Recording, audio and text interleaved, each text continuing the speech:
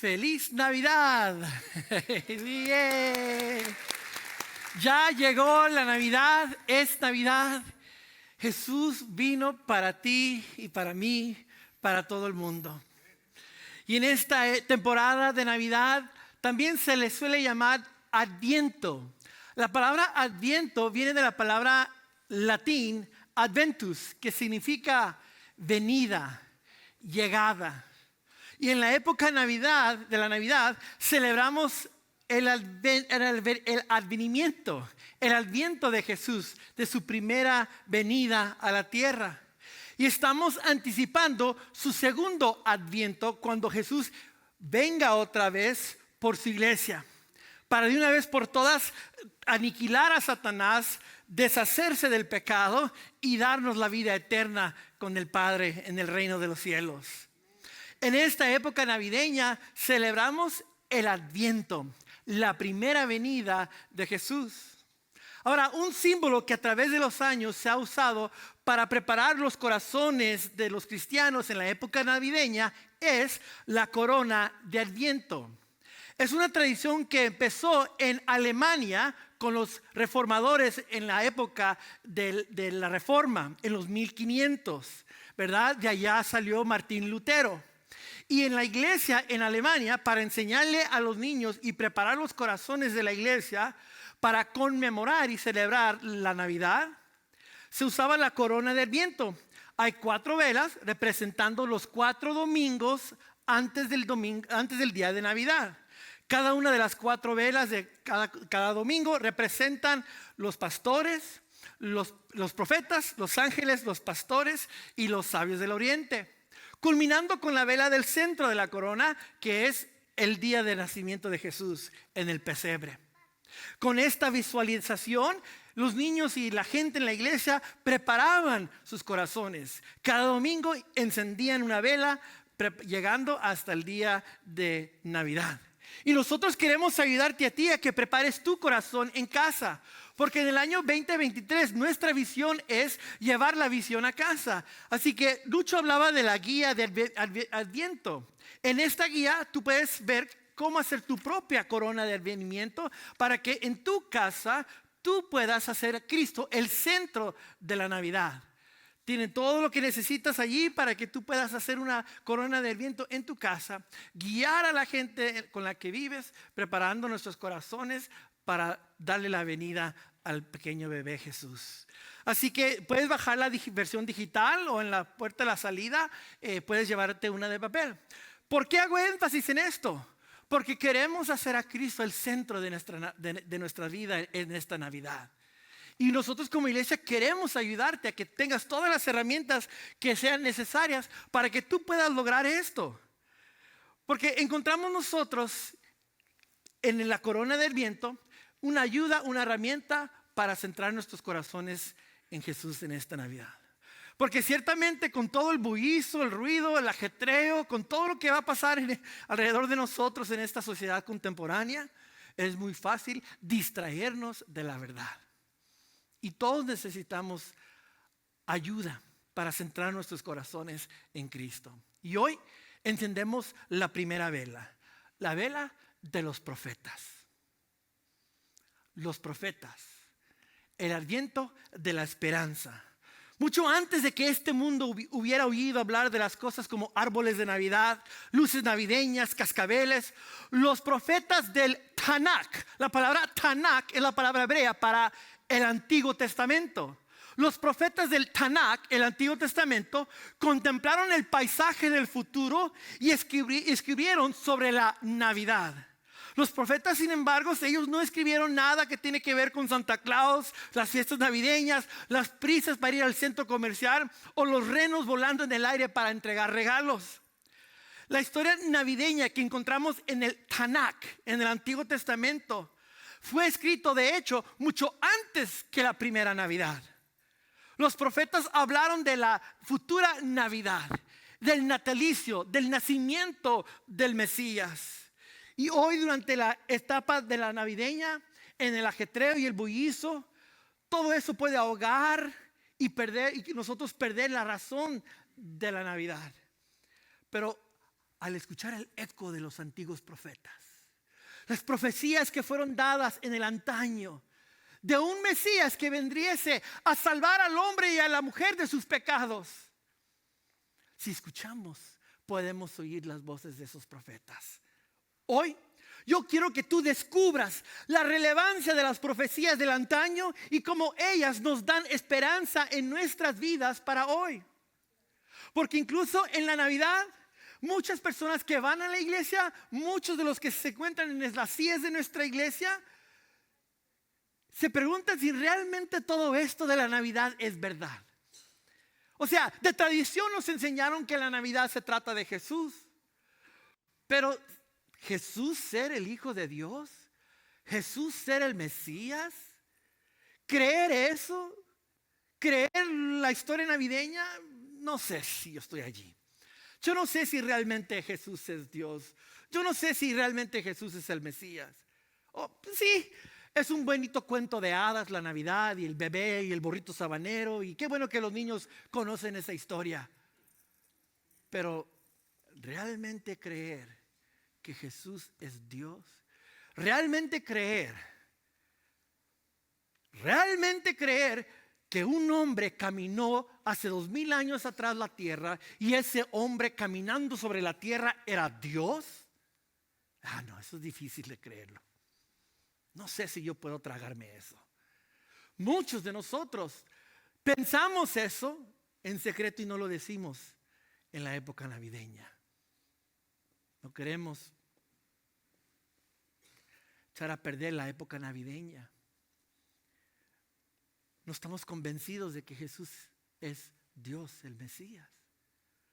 Pero hoy, amigo que me escucha, hermano y hermana, yo quiero, con la corona del viento, preparando nuestros corazones, quiero invitarte a escuchar la voz de los profetas del Tanakh, del Antiguo Testamento. Estos profetas que hablaron acerca del futuro Mesías. Queremos contestar la pregunta: ¿es realmente Jesús el Mesías? ¿Es realmente Jesús Dios? ¿Por qué debería de importarme eso a mí en esta Navidad?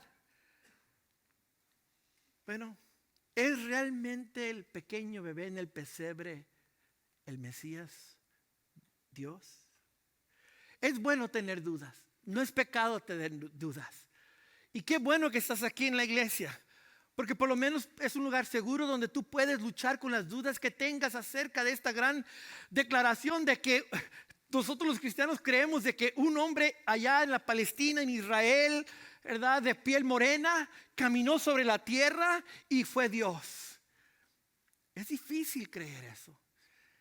Pero aquí en la iglesia es donde debemos de abordar nuestras dudas y en un lugar seguro hacernos la pregunta y examinar la evidencia en esta Navidad. ¿Es realmente el bebé en el pesebre el Mesías? ¿Sabes?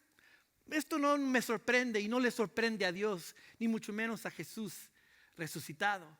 Porque dos de los discípulos de Jesús, que habían puesto toda su confianza en Jesús, que habían dejado todo para seguir a Jesús, después de que Jesús murió en la cruz como un ladrón, con vergüenza, desnudo en la cruz, sangriento, crucificado, y lo metieron a un sepulcro, muchos de los discípulos, es más, todos de los discípulos creyeron que se había terminado todo. Todo se había acabado. La promesa, la ilusión de que Jesús iba a ser el Mesías, librando a Israel y redimiendo a Israel, se había muerto cuando sellaron la tumba de Jesús. Y dos de estos hombres iban de camino a Emaús, a una ciudad a las afueras de Jerusalén. Y mientras ellos caminaban cabizbajos, tristes, decepcionados, quebrantados porque su esperanza de que Jesús era el Mesías se había desvanecido. Mira, está Jesús en la tumba, lo mataron. Todo esto fue una mentira. Jesús no es Dios, no era el Mesías.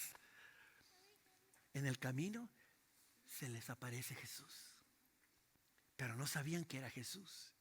Y el texto dice en Lucas capítulo 24: entonces Jesús les dijo: qué necios son, ¿les cuesta tanto creer todo lo que los profetas escribieron en las escrituras?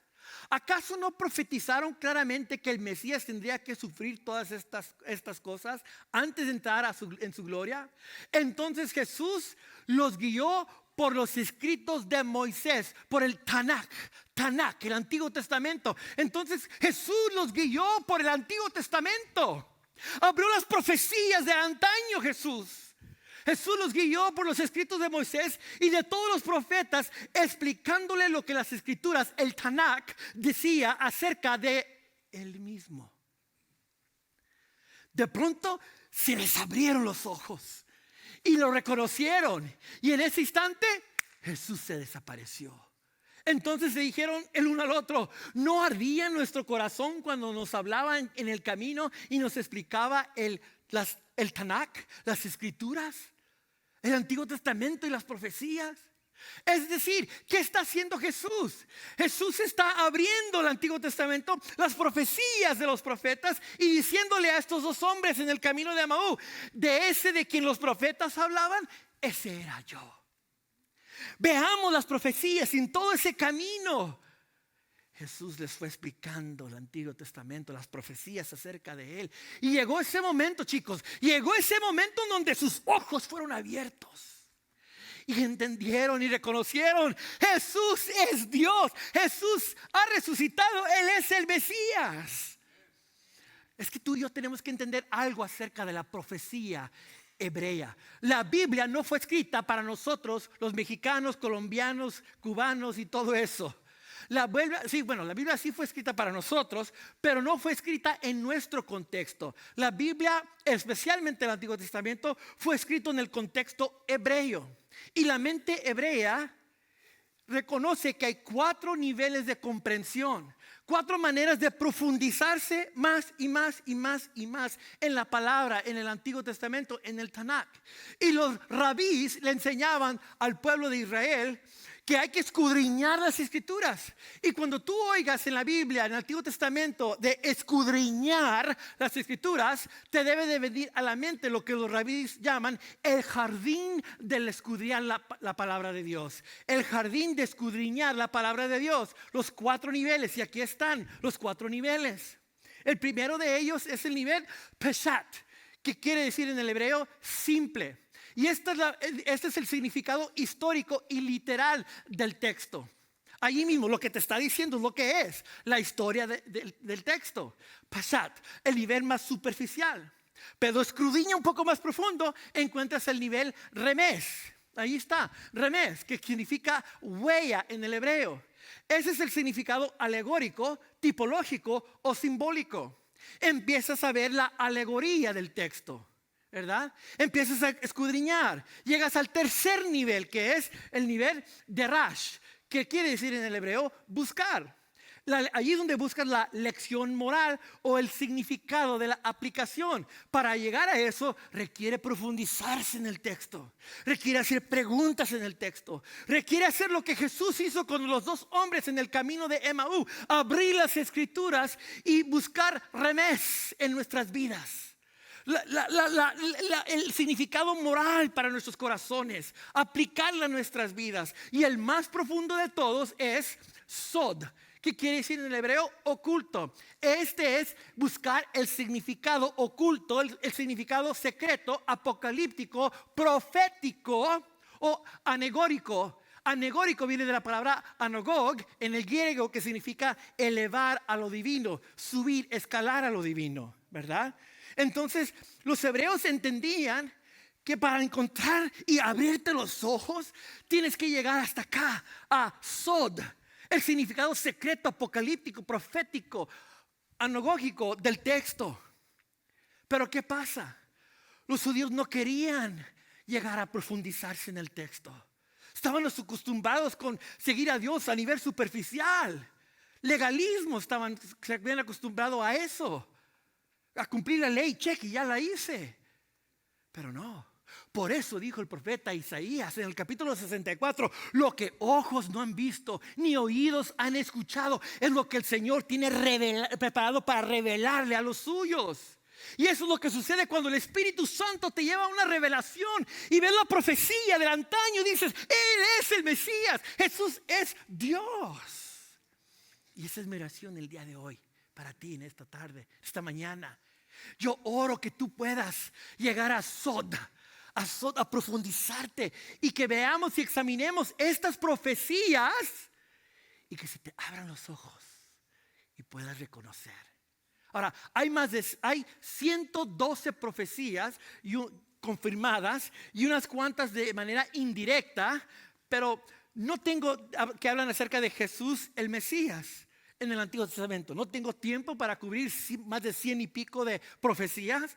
Solo escogí 8 de ellas esta mañana y quiero compartirte la primera de ellas. La primera profecía que nos ayuda, la primera profecía impactante que nos revela, nos abre los ojos para ver a Jesús como el Mesías y Dios es: Jesús nacería de la simiente de una mujer.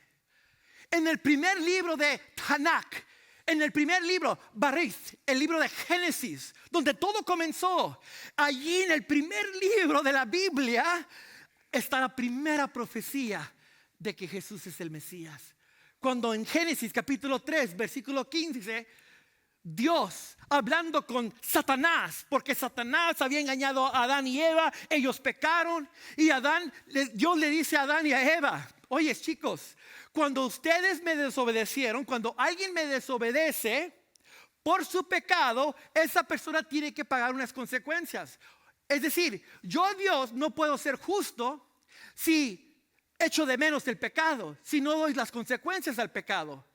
Si yo tapo el pecado, dejo de ser justo. Así que cada pecado merece su consecuencia.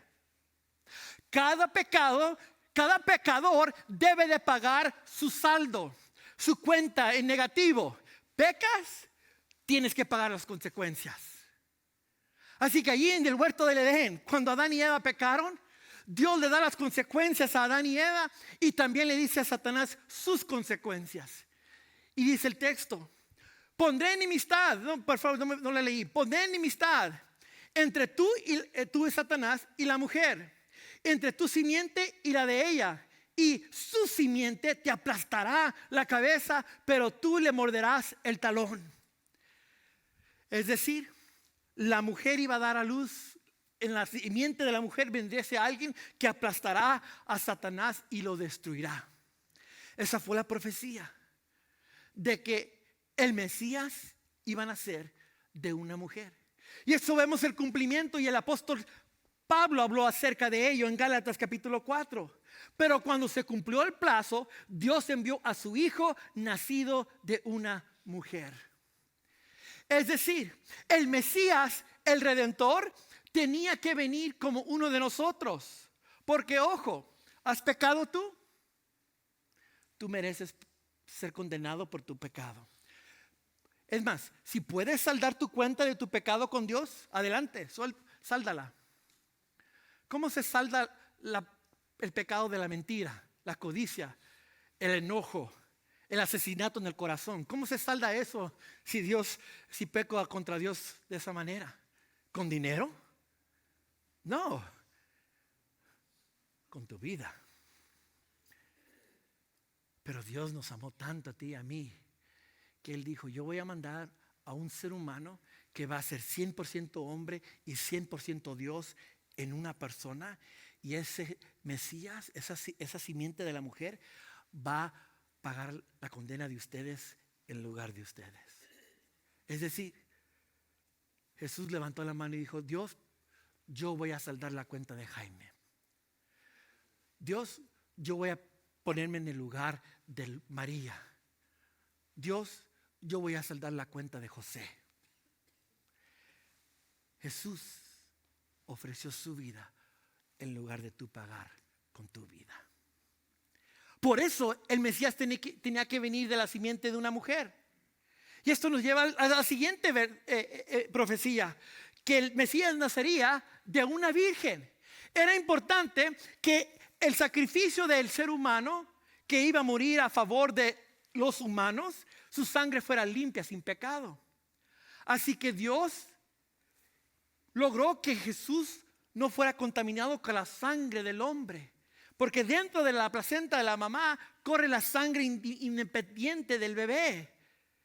María fue engendrada por el Espíritu Santo. Así que Jesús no se contaminó con la sangre del pecado del ser humano. Y dice la profecía, Isaías 7:14, muy bien, el Señor mismo le dará la señal. Miren, la Virgen concebirá un niño. Y esa profecía se cumplió, la palabra nos enseña en los evangelios.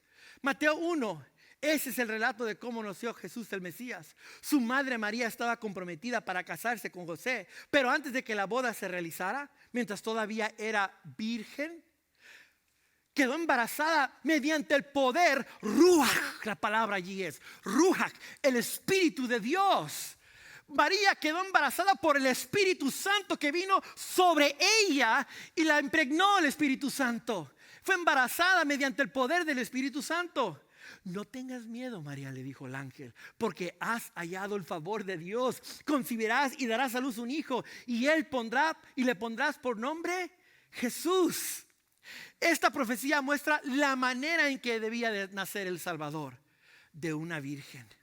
Y sabes, esto no debe de asombrarnos. No nos debe de asombrar el nacimiento sobrenatural de Jesús. Porque ojo, el pueblo de Israel comenzó con un nacimiento sobrenatural y culminó con un nacimiento sobrenatural. El primer nacimiento sobrenatural fue cuando comenzó el pueblo de Israel con Abraham y Sara. Cuando Dios decidió crear una nueva nación, Él sacó a Abraham y a Sara del paganismo y le dijo a Abraham y a Sara: de ustedes voy a hacer un nuevo pueblo, una nueva familia voy a formar. Así que salgan de acá y vengan y síganme. Y les daré un hijo a ustedes, Abraham y Sara. Pero ¿qué pasó? Tic, tic, tic, tic. El reloj de Sara iba marcando y no había bebé. Y no había bebé. Y no había bebé. Y no había bebé. Y no había bebé.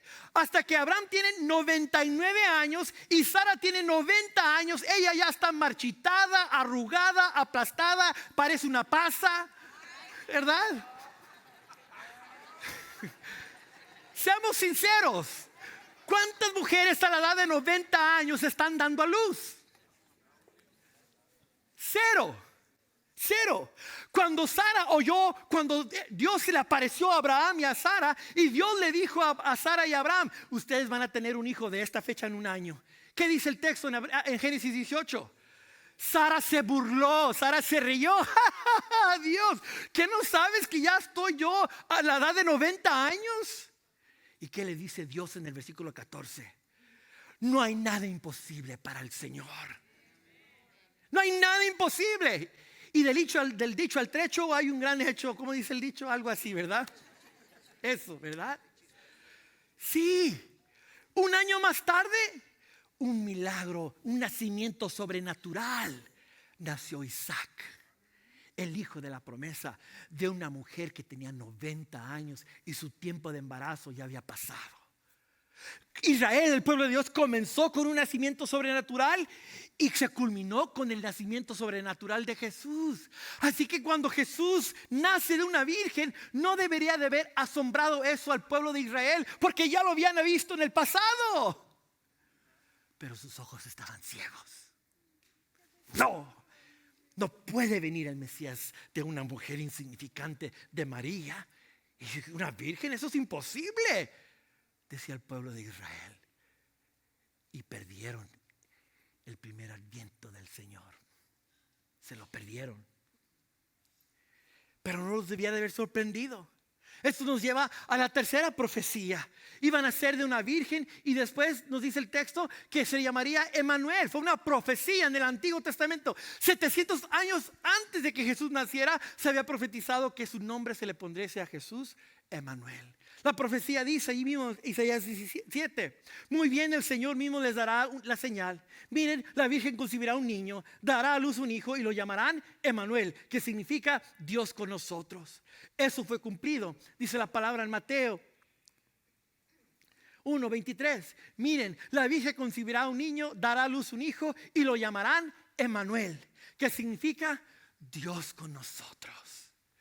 Qué hermoso eso, de que Dios vino a hacerse uno de nosotros y fue engendrado en María y se encarnó en Jesús. Jesús era 100% Dios y 100% hombre en un solo ser humano. Jesucristo hombre. Dios con nosotros. Dios ya no estaba lejano, Dios estaba cercano. Él no era ajeno a nuestro dolor. Él no era distante a nuestros sufrimientos. Él fue tentado en todo y en todo venció. Por eso Jesús puede ser el sacrificio perfecto. Eso nos lleva entonces a nosotros. Nació de una virgen, su nombre se le llamará Manuel. Y después la profecía de que él nacería en la ciudad de Belén.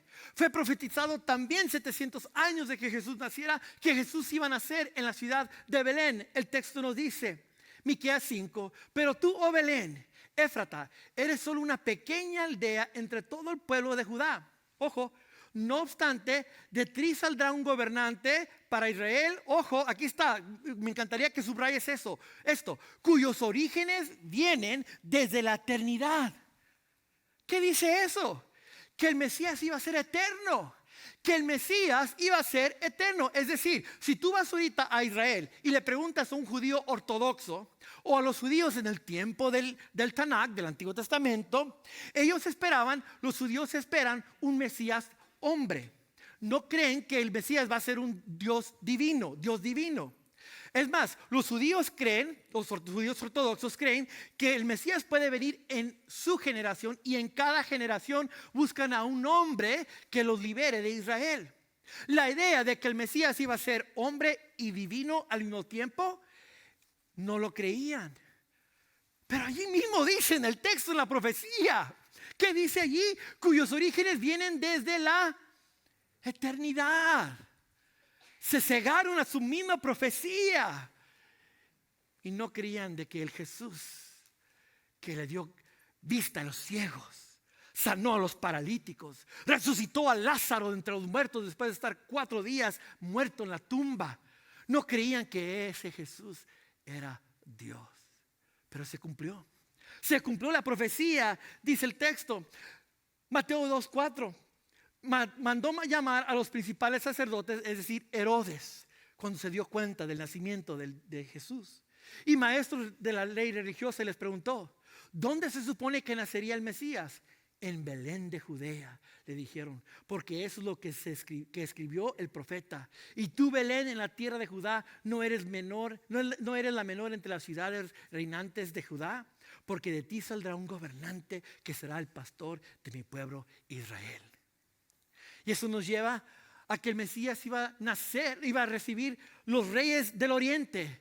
Los reyes del oriente vendrían y se doblarían sus rodillas ante el Mesías. La profecía dice en el Salmo 72, verso 10, los reyes occidentales de Tarsis y de otras tierras distantes le llevarán tributo. Los reyes orientales de Saba y de Seba le llevarán regalos. Viva el rey, que se le entregue el oro de Saba, que la gente siempre ore por él y lo bendiga todo el día.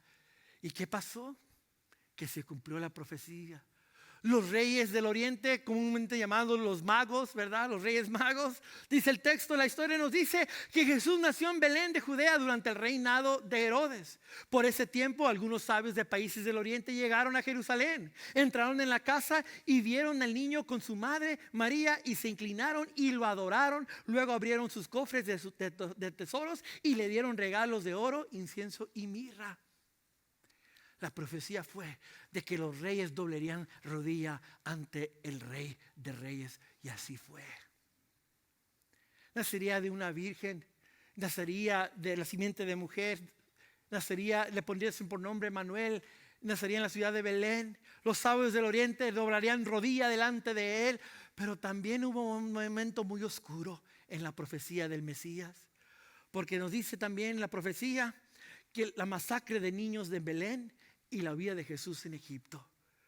La profecía nos dice en el antaño, dice Jeremías 31:15, así dice el Señor, se oye un grito en Rama, lamentos y amargo llanto. Es Raquel que llora por sus hijos y no quiere ser consolada. Sus hijos ya no existen.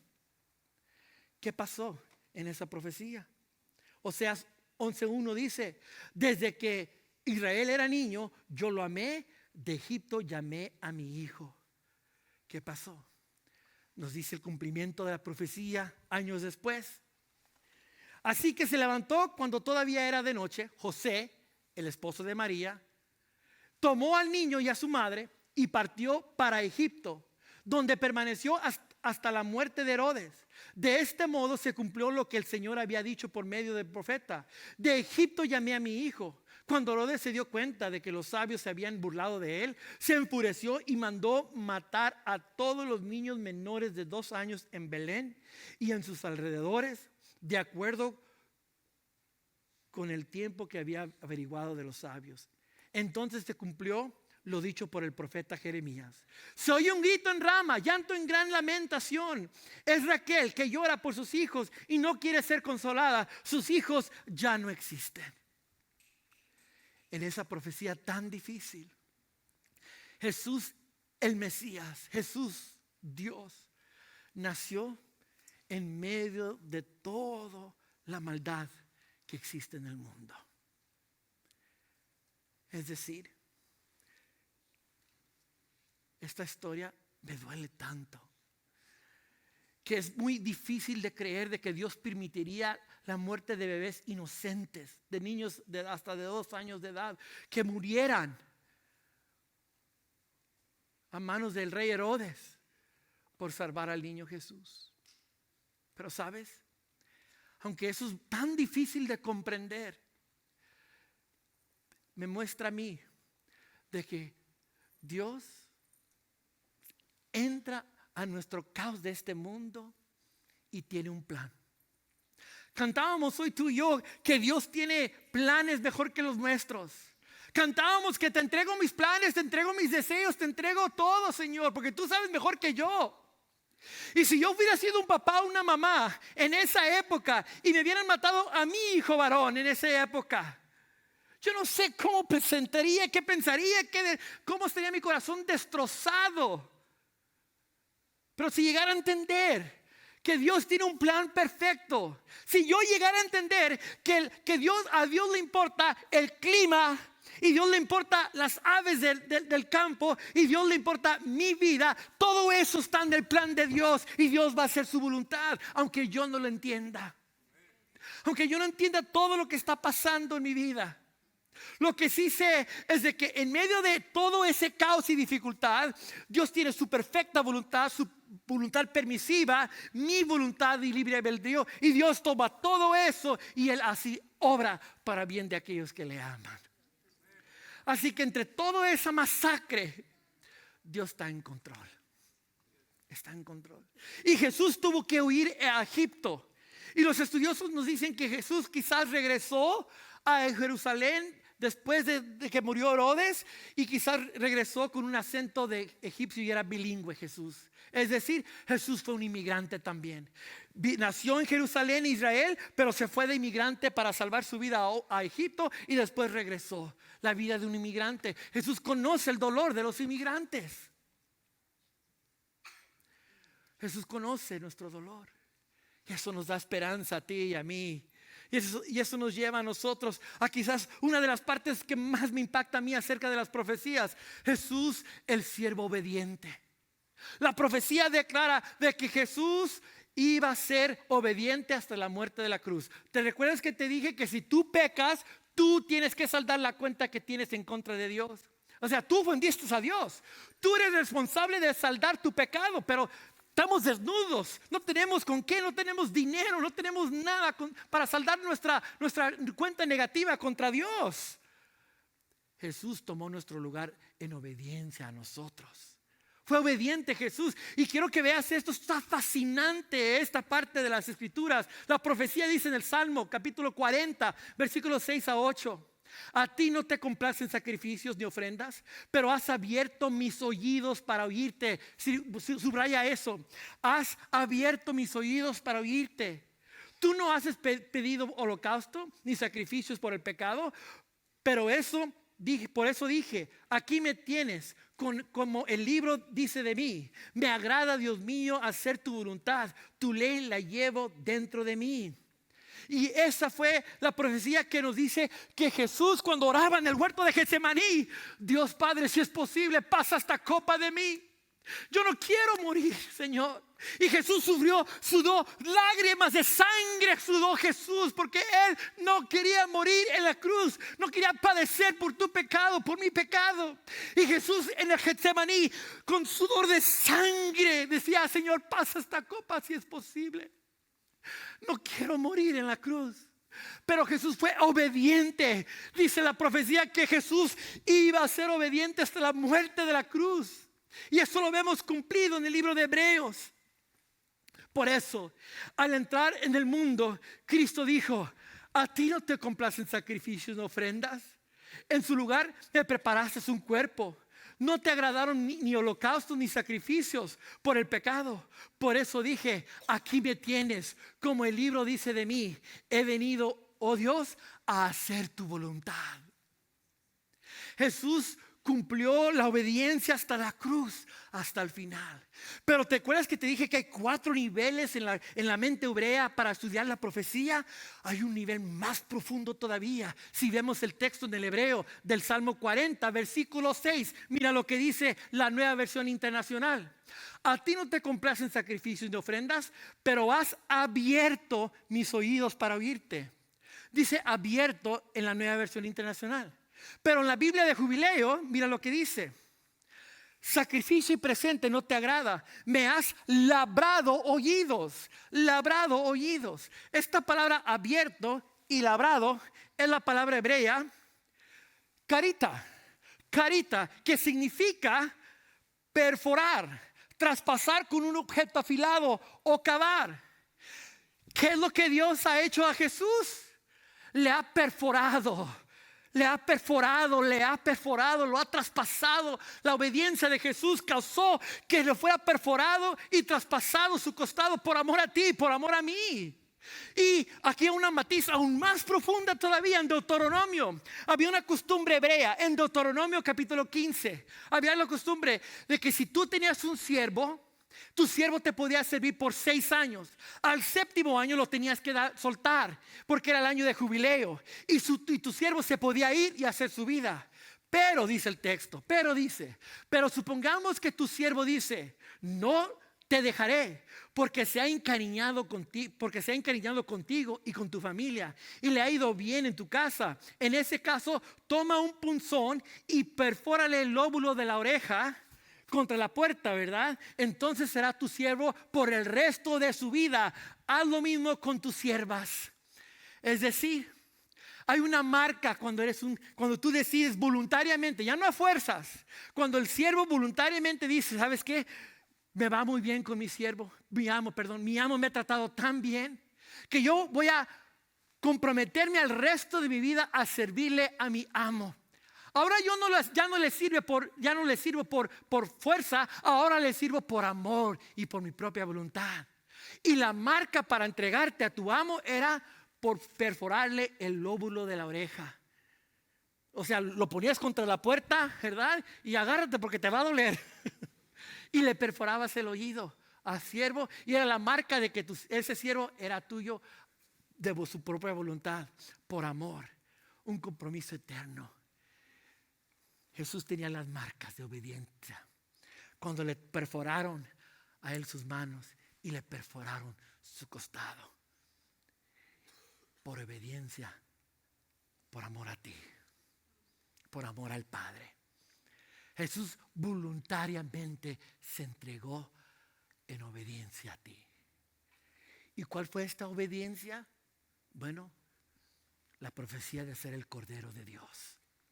Jesús fue crucificado y dio su sangre como nuestro Cordero expiatorio que murió por nuestros pecados. Jesús fue el Cordero, fue el sacrificio que derramó. Ahora, ¿te recuerdas que te dije que la única manera de saldar tu pecado, la única manera de perdonar tu cuenta, cuando tú estás delante de Dios en el tribunal y tú estás en la banca de los acusados, la única manera de saldar y perdonar tu pecado es tu sangre? Tienes que dar tu vida. Porque mira lo que dice la profecía en Levíticos capítulo 17, verso 11. Porque la vida del cuerpo está en la sangre. Les he dado la sangre sobre el altar con el fin de purificarlos, para hacerlos justos ante el Señor. Es la sangre dada a cambio de una vida la que hace posible la purificación. ¿Has robado? ¿Has matado? ¿En tu corazón has enojado contra alguien? Eso es asesinato en el corazón. ¿Has codiciado al hombre o la mujer ajena? Eso es pecado, eso es adulterio en el corazón. Todos esos pecados que tú y yo hemos cometido, la única manera de saldarlos es derramando tu sangre, dando tu vida. Pero si tú das tu sangre y tu vida, es para la muerte del infierno eterno. Hasta que Jesús se pone de pie y dice: yo voy a pagar el precio y el lugar. Yo voy a tomar el lugar de Juan, de María, de José, de Angélica. Yo voy a tomar el lugar de ellos. Yo voy a dar mi sangre por ellos.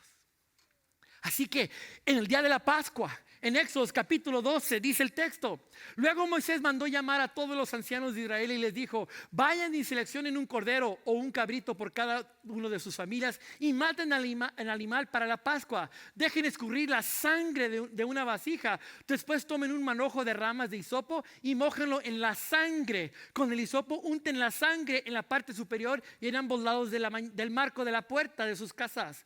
Que nadie salga de la casa hasta la mañana, pues el Señor pasará por la región para herir de muertos a los egipcios. Pero cuando el Señor vea la sangre en la parte superior y en ambos lados del marco de la puerta, el Señor pasará a esa casa de largo. No permitirá que su ángel de la muerte entre en las casas de ustedes y los hiere de muerte.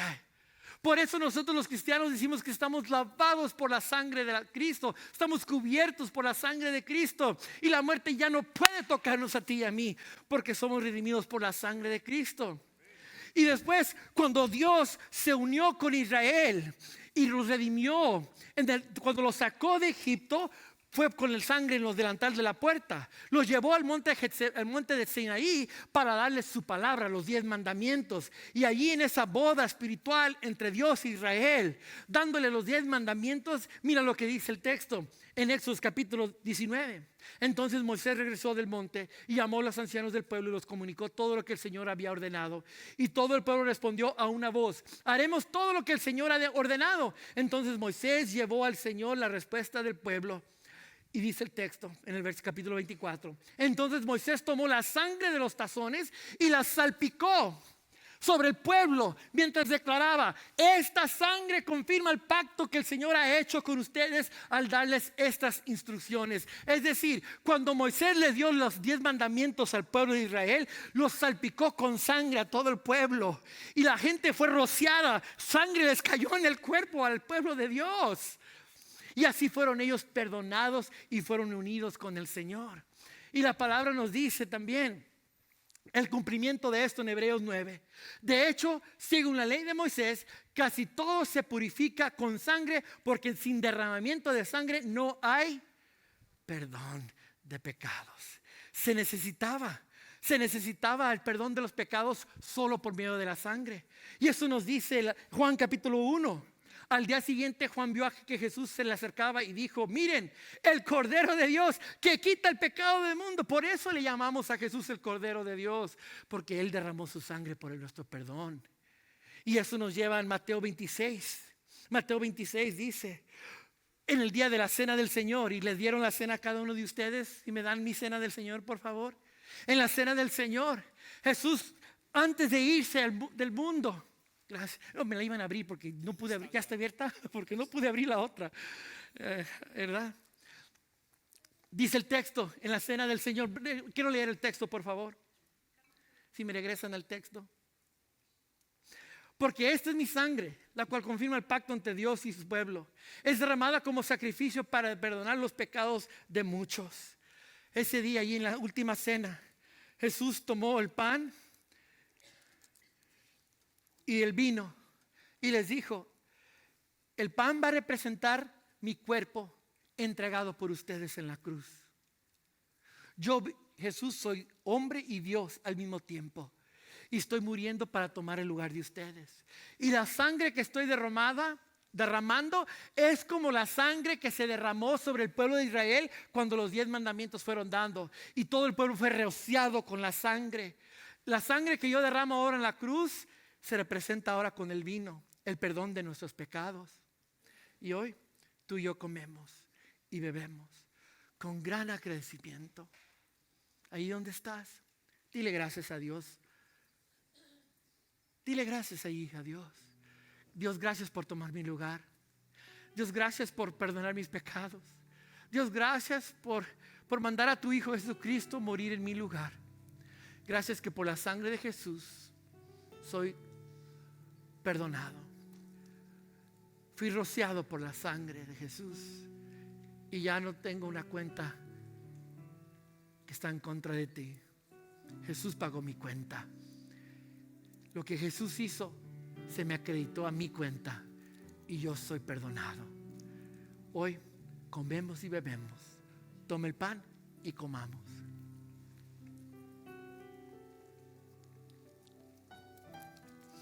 Tome el jugo y bebamos.